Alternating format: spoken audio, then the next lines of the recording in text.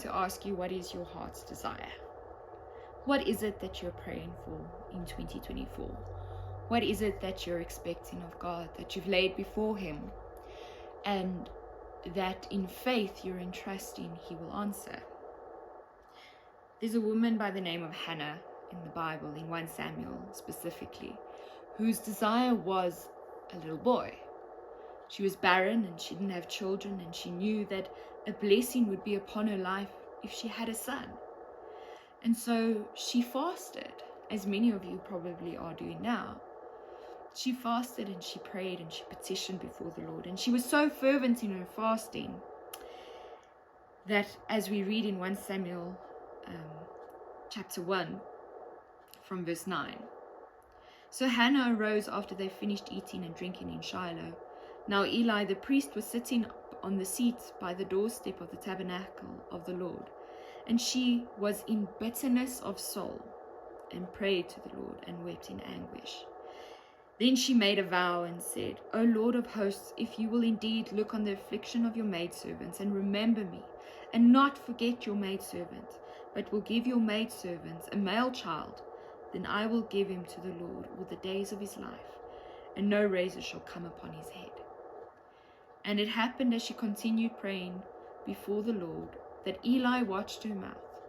Now Hannah spoke in her heart only with her lips, but her voice was not heard. Therefore Eli thought she was drunk. So Eli said to her, How long will you be drunk? Put your wine away from you. Just till therefore now. See, in the time of fasting, you withhold yourself from whatever it is that has a hold over you. It might be food. In my case, it's coffee. It might even just be TV, social media, video games. Whatever it is, it's between you and God. And that should be your prayers as well. Fasting is such a wonderful tool, such a wonderful way of connecting with God and strengthening your faith walk. But it's a private thing. Yes, congregations can be called into fasting. Church leaders can call their congregation members to fast with them. But it's still a personal journey. And your heart's desires are laid bare before the Lord.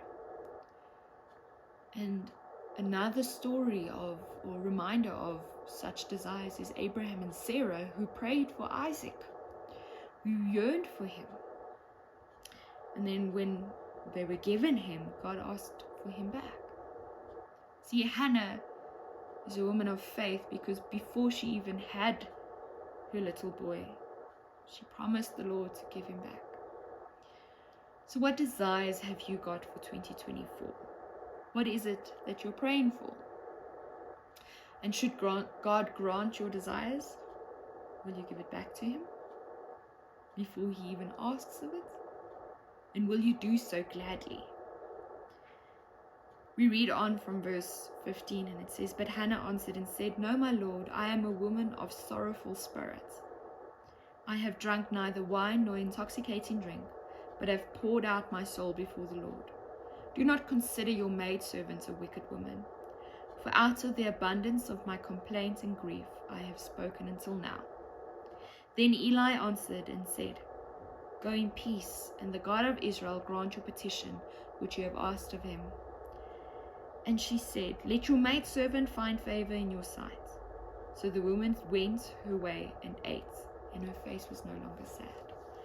Whatever it is that your heart's desire is, whether it brings you sorrow because you do not have it, or joy because you're expecting it, may you